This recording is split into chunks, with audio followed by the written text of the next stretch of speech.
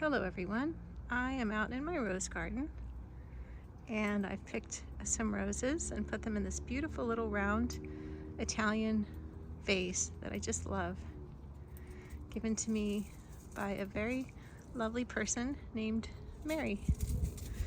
This is my climbing rose. I'm out in my rose garden now and I just thought I'd show you a few of my beautiful roses.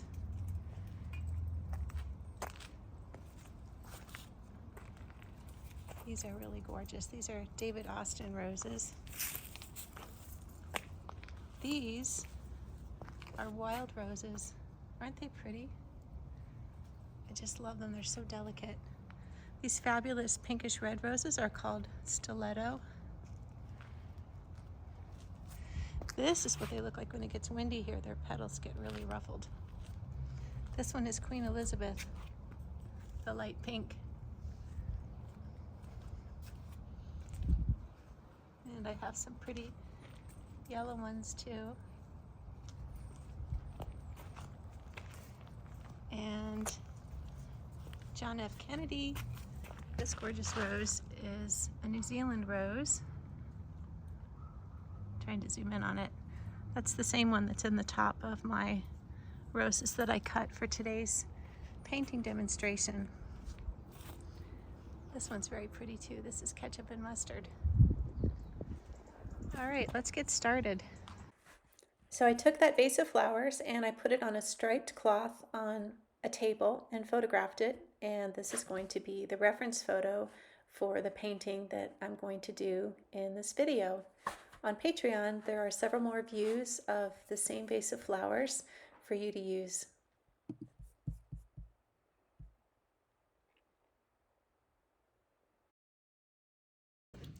Hello everyone and welcome to my studio. I'm going to demonstrate today how to paint a beautiful vase of roses. These are roses that I just cut from my own rose garden, and I arranged them on a striped cloth, and I positioned the table outside in natural sunlight in front of my climbing rose. I'm going to be painting on Rembrandt paper today. This is 300 GSM all cotton paper. This is a watercolor block. And I did the drawing with my TWSBI fine point refillable ink pen. And I'm going to be painting with Rembrandt paints, Rembrandt watercolor paints. So I'm going to start with a Silverbrush Black Velvet number 10. And I'm going to start right away with the rose in the center, which is my favorite. This is a New Zealand rose, and it's a really soft salmon pink. So I'm going to mix red and a little bit of quinacridone rose. This is cadmium red, and a lot of water. I'm also going to add a little bit of azo yellow deep, and I'm going to start right away with the rose right in the center. So you can see this is kind of a warm, soft salmon color. And I positioned the vase so that it would cast a really beautiful shadow. And I've drawn, I forgot to talk about the composition, so I drew the shadow here, and I thought that the shape of the shadow and the way it intersected the lines in the cloth was really interesting. And if you look at the reference photo, you'll see that the lines in the cloth are very fine, and they're very straight. And so I made mine sort of wavy and what I think is a little more interesting. And the leaves and flowers of the climbing rose behind the vase come down in the reference photo to just above the table, but this horizontal line on the upper third was so distinct, and I felt it took away from the overall shape of the flowers in the vase. So I decided to make this trail down further and intersect this line. And so compositionally, that's how I arranged this. And I usually make a few changes anyway, so that's what I decided to change on this painting. So back to painting, keeping my colors really light. I think what's beautiful about this rose, it is that it is so light, and yet it still captures the warmth of the sun in the center. So I'm leaving lots of white, and I'm going to be painting this painting in layers. So I'm going to start with the first layer, and then I'm going to go back in and drop some colors in while it's still wet to get some interesting color variation and mixing right on my palette, or right on my paper. If you haven't done so, take a minute to subscribe to my channel and like this video and leave me a comment. I'd love to hear from you. So I'm dropping a little bit of red and azo yellow, and you can see how the colors are bleeding a little bit, and I really like that. Watercolor is really spontaneous, and if you just let it flow, kind of go with the flow and be zen while you're painting, you can have a lot of fun with it. For the center, I'm going to use cadmium yellow. This is cadmium yellow medium. And you're probably thinking that's a little bit bright, but I'm going to come back in now with some yellow ochre and also some azo yellow deep and some cadmium orange, and get some pretty deeper yellows in the center. After it's dry, I'm going to come back with some burnt sienna and add a few dots to show the details in the center of the flower. So since I have some of these colors mixed up, I'm going to go ahead and paint this rose that's leaning over the side. And I'm using the same soft salmon color, but it's a little bit more yellow. So I added some of the azo yellow that I had on my palette. And now I'm going to get more yellow. This is cadmium yellow. And bring that down into the center of the rose where it's really yellow. This one is more yellow in the center, and then it has very light, cool pink on the outside, the outer petals. So my idea behind this painting was to do something that's sort of loose and fresh and springy, not too detailed, not too serious, just something that shows the enjoyment of the garden roses, and also a chance to talk to you a little bit about composition. So I did do the drawing first in pencil, then I drew over the pencil lines with ink, and then after that was dry, which only takes a few seconds, I went back with my eraser and erased all the pencil. So again, I'm leaving lots of white. I'm going to bring a little bit of mauve into the red because where it's leaning over and facing down, it's quite dark. So whenever you darken red, it's nice to have a color like mauve because it mixes beautifully with almost every red color. Cadmium red, permanent red, doesn't matter. And gives you nice, deep, rich, velvety looking red darks. So this rose is facing up, and it's a bit brighter, more of a punchy red. And the name of this rose is called Stiletto, and it's a really bright, gorgeous red rose. If you ever want to pick one for your garden, that's a really good one. So I'm keeping with the nice bright red colors. I'm going to add a little bit of quinacridone rose to the top of it, and a little bit of water to the bottom of the petals on the underside where they're a little bit softer. So this rose is also a stiletto rose. So while I've got these nice colors mixed up, I'm going to paint that one. Still using my number 10 brush. and just making nice soft strokes. So I'm going to add a little bit of water to the underside of these petals as well, and let the water just kind of blend in to show that soft pink on the underside of the petals. So this rose is a brighter pink. It's got a little bit of red in the pink. So I'm mixing quinacridone rose and some cadmium red medium to get this color.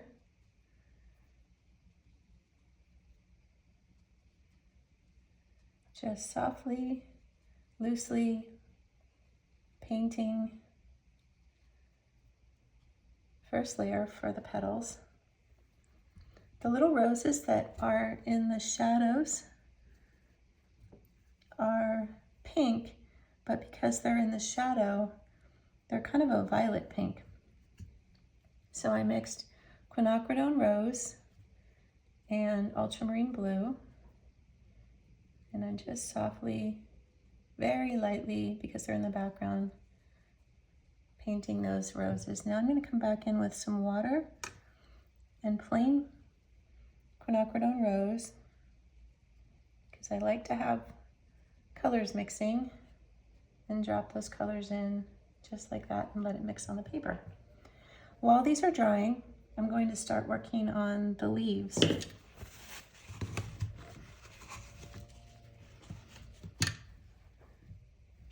So I'm going to start with permanent green. And I'm going to be adding some yellow to the permanent green. I'll use gamboge. Gamboge is a beautiful transparent yellow. And I'm going to start with that first layer. Just going to drop that color in these leaves. And now I'm going to come back with some sap green. And I'm going to paint the sap green on the parts of the leaves that look to be shadowed a little bit.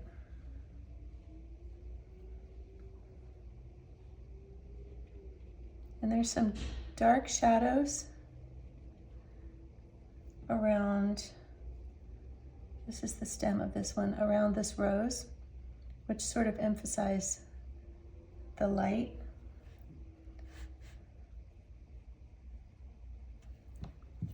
So I pop the green in there. Now the greens that are in the hanging, that are hanging down behind the table, are really yellow. They're really capturing the sun and kind of coming out of the deep shadows behind them. So I really want to pick up that yellow color. Notice how I'm not worrying about painting inside or outside of the lines. So these are part in light and part in shadow. So I'm painting all the light part first. And this leaf is kind of a gray green in the reference photo, but I've made it more of a yellow green because I think that's more beautiful. So now for the shadow color for the ones that are in the background. So I mix a little bit of mauve and sap green, and I'm just putting a few dark shapes of that color and letting it mix around. Now the stem of the one hanging is pinkish, so I'm using quinacridone rose and just lightly painting in the stem. And it's got a little bit of an orange tint to it, so I'm adding some of that.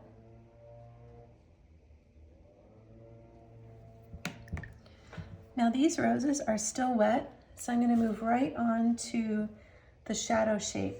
So you're probably wondering, should you paint the stripes first or the shadow first? And I'm going to paint the shadow color first, and then I'm going to paint the stripes over it.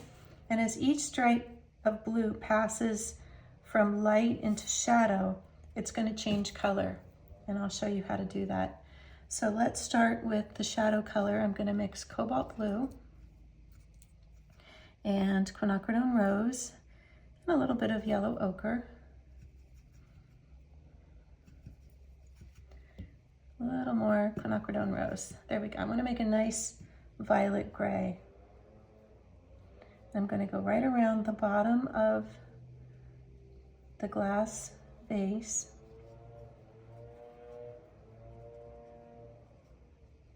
So I'm in my studio and the window's open, and one of my neighbors is using a leaf blower.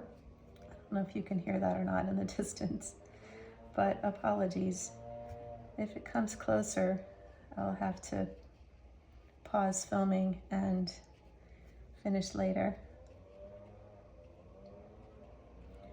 So just filling in this shape, still leaving lots of white, and I'm leaving a little halo around the flowers where they're leaning into this shadow.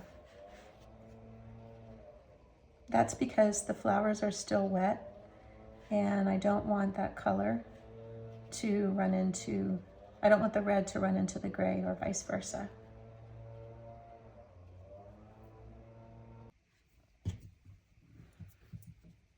So I'm going to start adding those little details to the center of the first rose, and I'm mixing Azo Yellow Deep with Burnt Sienna.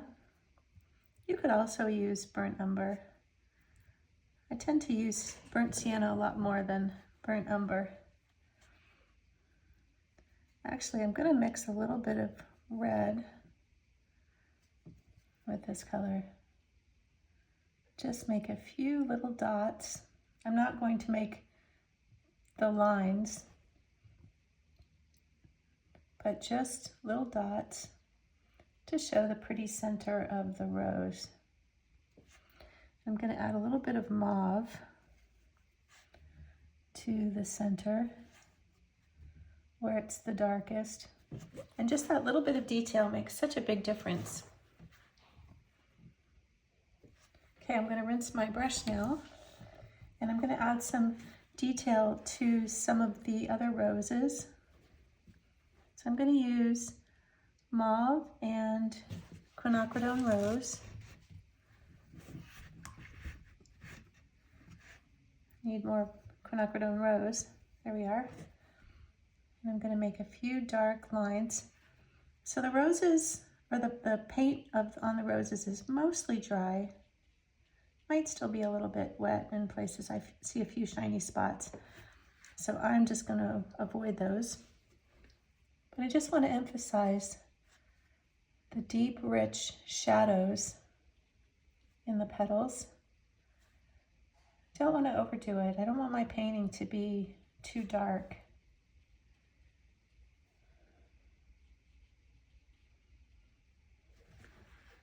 But I definitely want to get that feeling of hot sun. So you can't have light without the darks. So just lightly going through here, adding a few more dark accents. Can you see how already it looks sunnier?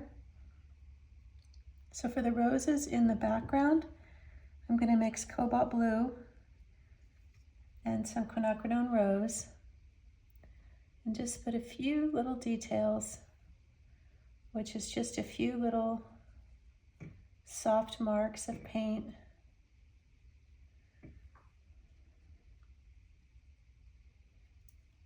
Like that. Give them a little shadowing. So now these roses also need a little shadowing. I'm going to use the same violet color on the outer edges of this rose in the center.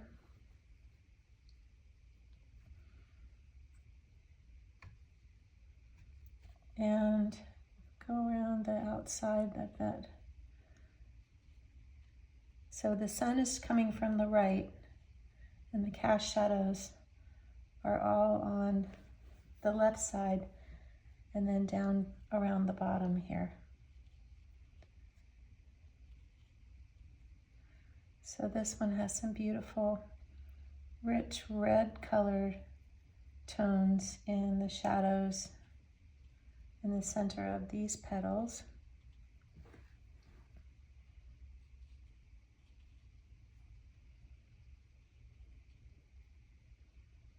I love putting these dark accents and watching it just come to life. So now I'm going to mix some quinacridone rose with this red mixture here and paint a few shadow shapes on this lighter pink rose.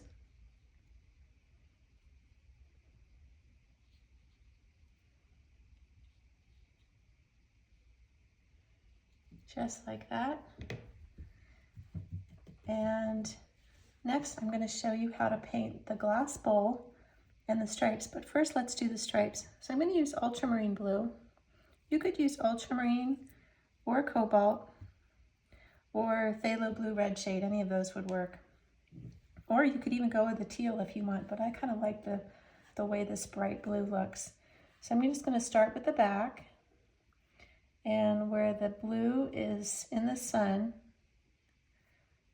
I'm just painting the stripes. And I'm only going to paint them everywhere where they're in the sunlight, not in the shadow. We'll do that next.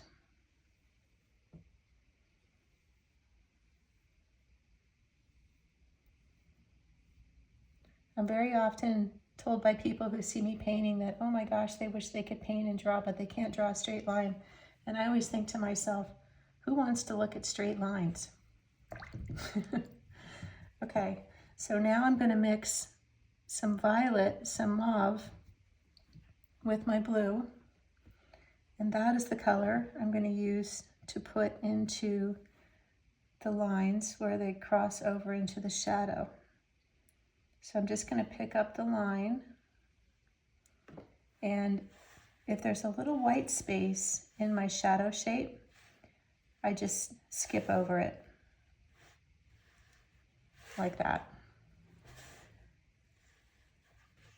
So this concept also applies to cityscapes. If you're painting a cityscape and maybe there's a crosswalk and the sun is shining on the street, the crosswalk colors will be bright yellow if they're yellow in the sun, but then they'll change to a completely different color, a yellow in the shadow, when they're in the shade. Now for the vase. So the vase has got some green reflected at the bottom. It's very soft. I'm going to mix some cerulean blue with that green, which is nice. I haven't put any teal colors on the painting yet. And there's some blue stripes going in two different directions. Now it's all blurry, so I've rinsed my brush, and all that's left on my brush is just a small amount of water. And I'm going to just kind of blend these colors in here, leaving some white spaces to just kind of get that look of glass. And I'm going to blend it at the bottom on the left side, but not the right side. So this section of the vase is blended on the right side, it's not. So from here, we could put a dark in the background. We could do some other things to the composition. I feel like it needs a little more sunshine. So I'm going to take some cadmium lemon and just go around some of my greens, giving it a little extra pop of yellow. Even these where they're hanging over, just give them a little bit of yellow, and I'll put some yellow into that leaf and even a little bit into my vase. And I also feel like it could use a couple of deep green accents in between the roses. Just like that. seems to not quite have enough green.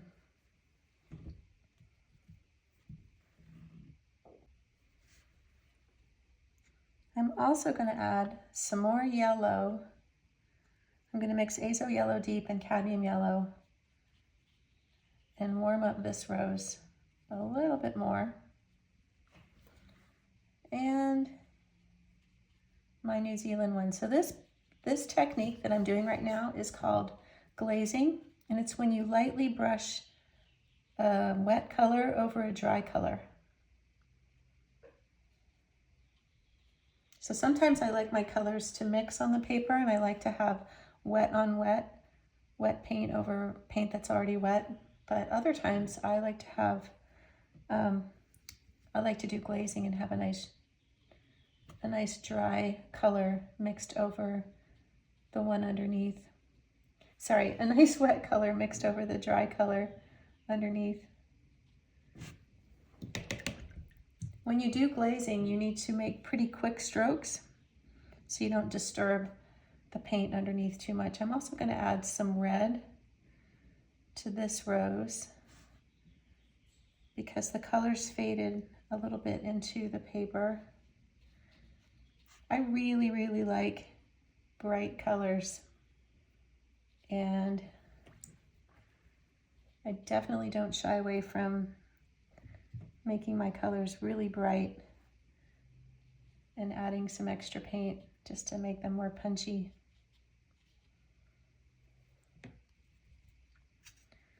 And the last thing I'm going to do is add a little bit of cool pink to the underside of this rose because I feel like it looks a little bit flat.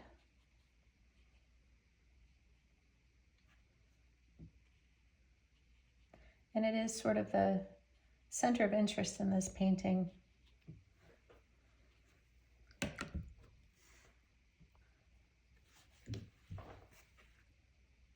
My blue got a little too washed out, the blue stripes that are reflecting into the base.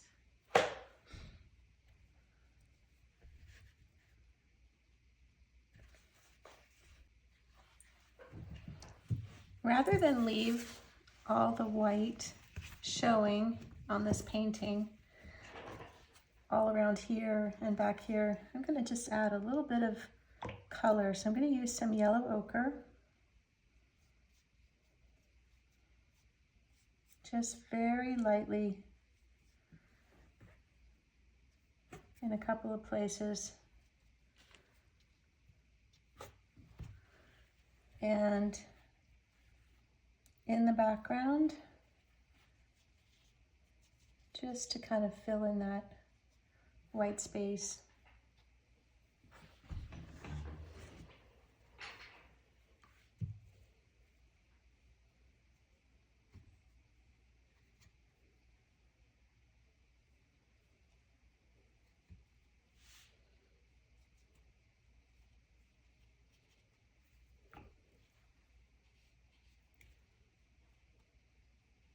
Just softening the edges back here of my stripes.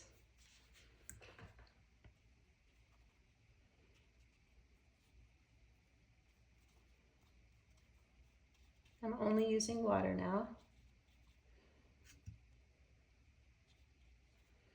And I'm adding a little bit of pink down here.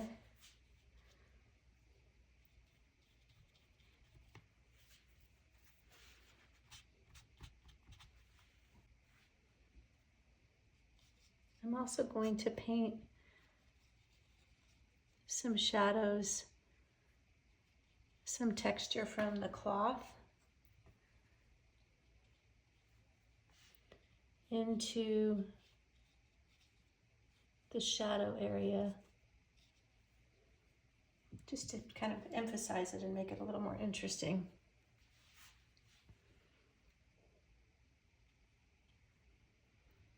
And I'm going to put a dark line under the bottom of the vase.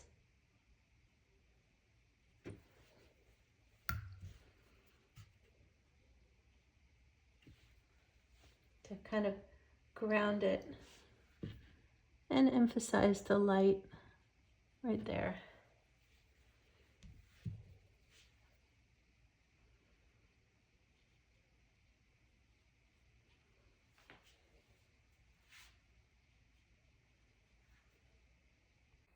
Thanks for watching. I hope you enjoyed this watercolor painting video and that it inspires you to get out in your own backyard garden.